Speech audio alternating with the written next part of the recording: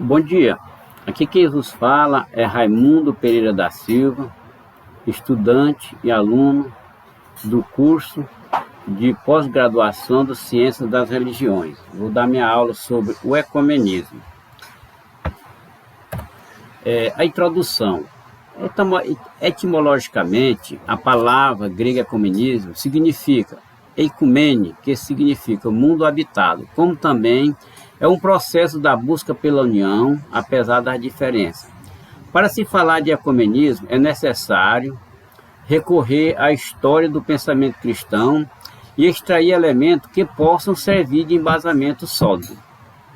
No sentido mais restrito, emprega-se ao termo para esforços em favor das igrejas cristãs.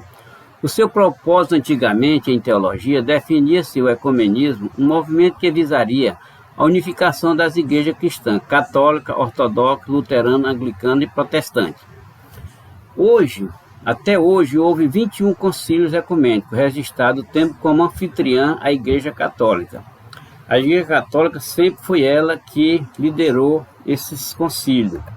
Nós sabemos bem que Constantino aderiu ao cristianismo em 312 depois de Cristo. E o seu propósito naquela época era a unificação das igrejas. Naquela época existia o catolicismo romano, as igrejas do Oriente e do Ocidente. Então o propósito desses concílios era unificar essas igrejas com relação à doutrina, às controvérsias da doutrina. Então vamos falar aqui do primeiro concílio, o concílio de Nicéia, em 325 depois de Cristo. Temática. A temática desse concílio era a proclamação do símbolo da fé contra os erros do arianismo e a proclamação da consubstancialidade do Filho com o Pai. O primeiro concílio ecumênico foi convocado pelo imperador Constantino para solucionar as controvérsias que assolavam a igreja naquele tempo, que é combatendo, uma das temáticas, o arianismo. O que era o arianismo? Arianismo, a palavra arianismo vem de Ário, um padre de Alexandria, nascido em 250 a 326 depois de Cristo. Mesmo afirma ser Cristo a essência intermediária entre a divindade e a humanidade. Considerava Jesus como uma só pessoa. Então esse padre herege, que eles falavam na época, que ele foi muito combatido pelo Atanásio, que é considerado um dos pais da igreja, ele considerava Jesus apenas como uma só pessoa, enquanto Cristo tem duas pessoas, uma pessoa humana e a pessoa divina. E o que é a consubstancialidade? Afirma que a substância do Pai era maior do que a do Filho, e a do Filho menor do que a do Pai, e a do Espírito Santo menor do que a do Filho. Na realidade, a substância do Pai é a mesma do Filho, e a do Filho a mesma do Pai, e a do Espírito Santo a mesma do Filho. Aqui nós vamos ver aqui as imagens do concílio de Nicéia. Nós vemos aqui o padre, os papas, o padre e o papa aqui bem no meio, e os conciliares aqui participando desse concílio. Vamos agora ao segundo concílio, que é o primeiro concílio de Constantinopla, em 381 depois de Cristo. Temática: proclamação do ensino da fé niceno-constantinopolitano. Defendia a proclamação da divindade e do Espírito Santo, condenando definitivamente o arianismo e o messianianismo. O primeiro concílio de Constantinopla foi sobretudo um concílio oriental, apesar de possuir um caráter ecumênico, onde teve a participação de 150 padres, todos orientais. Esse concílio teve a participação de 150 padres, todos orientais. Não havia sequer um do Ocidente. Inclusive, o próprio Papa Damásio não compareceu e não mandou representante. Mas mesmo assim foi feito o concílio. O que é o messianianismo? Era uma crença na vinda do Messias, de uma esperança demasiada na vinda do Salvador. Quer dizer, eles acreditavam na vinda do Messias de uma forma bem exagerada, bem fanática, talvez marcasse data, dia, mas... E aí foi combatido o messianianismo. O concílio de Constantinopla deferiu um golpe derradeiro nas teses de arianas e semi-arianas. Os campeões da ortodoxia do Oriente foram Gregório de Nissa, Gregório Nazianzeno, Cirilo de Jerusalém, Anfíloco de Icônia, Diodório de Tarso, Epifânio de Constança, Dídimo de Alexandria. Todos esses padres conciliaram defenderam e fortaleceram a cristologia e a teologia trinitária que sofria grandes ataques. Então, um dos objetivos desse concílio, através desses padres, era a defesa da cristologia. A cristologia é a ciência que estuda Cristo, e a teologia trinitária, que é a Trindade, que sofria grande ataque naquela época. Aqui nós vamos ver aqui as imagens do concílio de Constantinopla, o primeiro concílio, o Papa, e aqui os padres, os seus representantes, os conciliares, os arcebispos. Vamos ver agora o terceiro concílio de Éfeso, 431 d.C. Temática: proclamação da virgindade de Maria como Theóstocos, mãe de Deus, condenação das teses nestorianas. O concílio foi aberto por Cirilo de Alexandria, pois representantes da igreja de Antioquia não haviam chegado, assim como os representantes do Papa. O concílio tinha excomungado Nestório. Quer dizer, esse concílio tinha excomungado Nestório e João, mas não excomungou a escola de Antioquia, tampouco seus numerosos seguidores que não se manifestaram favoráveis às ideias nestorianas. Quer dizer, esse concílio ele excomungou Nestório e João, mas não excomungou a escola de Antioquia, a qual eles faziam parte, porque elas não participaram e não se manifestaram favoráveis às ideias nestorianas. No concílio de Efésio, foi concluído que os ensinos de Nestório eram errôneos, pois ele afirmava que Maria não era a mãe de Deus, porém a mãe de Jesus humanizado. Mas o concílio condenou os ensinos de Nestório e foi decidido pelo concílio de Éfeso em 431, que Maria era a mãe de Deus. Apesar que nós podemos observar que Nestório estava certo, Maria ela não é a mãe de Deus, mas a mãe de Jesus humanizado.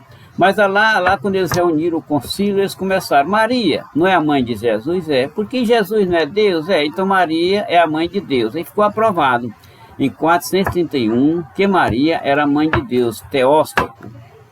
E aí hoje pergunta, às vezes os católicos, eles falam: olha, Maria é a mãe de Deus. Muitos não entendem, mas porque foi aprovado nesse concílio em 431, faz parte da sua igreja. De uma certa forma eles estão certos, porque foi aprovado em concílio, apesar que nós entendemos que Maria era a mãe de Jesus humanizado, e não a mãe de Deus. Aqui nós mostramos aqui as imagens do concílio de Efésios, aqui os padres, os bispos. Vamos agora ao quarto concílio da Calcedônia, 461 d.C. Temática: a condenação do monofisismo, defendido por Eutiques, e a proclamação da fé calcedônia, no qual afirmava definitivamente a dupla natureza de Cristo, verdadeiramente homem, verdadeiramente Deus. As principais sessões giraram em torno do caso de Dióscoro e Antíoco. Finalmente, em 13 de outubro, durante a terceira sessão do concílio de Dióscoro e o bispo de Alexandria, foi deposto e as condenações contra Euquites foram restabelecidas. No final foi proclamada a fé antimonofisista. O monofisismo foi uma doutrina herética oriental do século V d.C., que advém de uma crença de uma natureza da pessoa de Cristo. Seu principal promotor foi Eutíquio, que acabou por ser condenado no concílio da Calcedônia. Quer dizer, um dos propósitos desse concílio era a condenação, né, do monofisismo, que era combatido, que era por Eutíquio. Afirmava Eutíquio que Cristo tinha apenas uma natureza. Agora vamos aqui às imagens do concílio da Calcedônia. Aqui nós temos aqui os padres, os conciliares, os bispos. Agora vamos ao quinto concílio, que é o segundo concílio de Constantinopla, em 553 d.C. Temática: a problemática remanescente do monofisismo e do nestorianismo.